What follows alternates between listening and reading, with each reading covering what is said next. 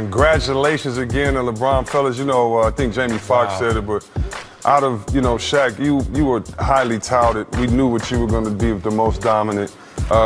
I don't know if there's been an athlete in sports that we expected so much more from before he came to the league. I remember he signed a $100 million contract and people were saying, how good is he going to be? And brothers in the league was like, no, he's going to be good. He can be really good. And you're like, come on, this high school kid, don't say that. And it just seems like any expectation he had, BD, before he got in the league, he surpassed him. Man, even before. And for him, it's like, he's a player's player. You know what I mean? Yeah. Every player loves LeBron James. Like, either you want to play with him, you know what I mean, or you want to play on the same team with him, or you want to, compete against him, but you respect him. You respect his grind.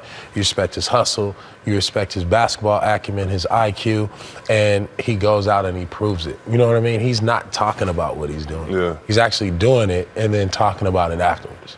He did it the right way. He did it the respectful way. To add on to what you were saying, I played with him, and he's just a fun guy to be around, and he's a guy that never gets in trouble. Does great for the NBA. Definitely one of the elite leaders of the NBA. Congratulations to Bron, Bron and his family, and it's well deserved. You can't take nothing away from the kid. Well, not the kid, but the king. Yeah. But look, guys, they had 6 double-digit losses this season. They let every opponent shoot above 50%.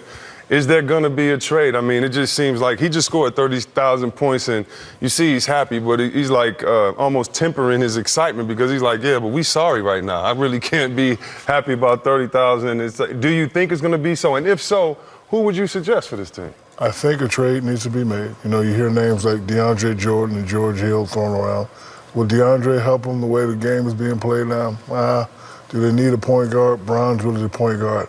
Right now, they just need to just say, hey, I love you. What do you need me to do? They had some sort of meeting. I don't know what the meeting was, but usually when teams come out of a meeting, they at least come out and, play with some energy. Now, a team you can't fool around with after the meeting is the San Antonio Yeah, right. The San Antonio Spurs have always been fundamentally sound. They're not going to do nothing extra. They got their guys, and they always play hard. So, it was a lot of stuff there that I didn't like Kyle Korver didn't block out one time, and Danny Green got a putback dunk.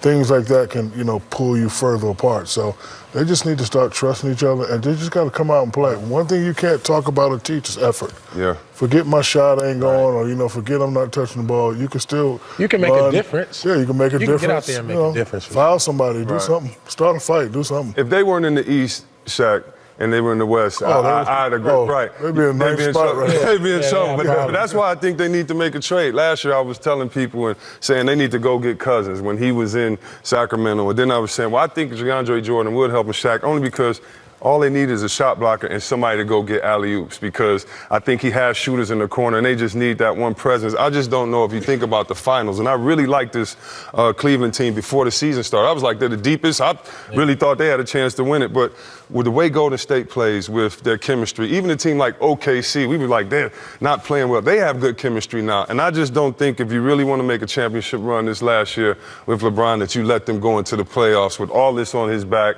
and this being his team and not having one spark. It's even tough for Isaiah. We haven't even allowed him to get his legs back, and we're screaming blow up the team. And I'm one of those people that I think BD, they need to have some type of trade to do something, because if not, I think they're just going to keep having meetings, and then it just might turn into a WWF match one of them meetings, man. I mean, obviously this team has a lot of egos.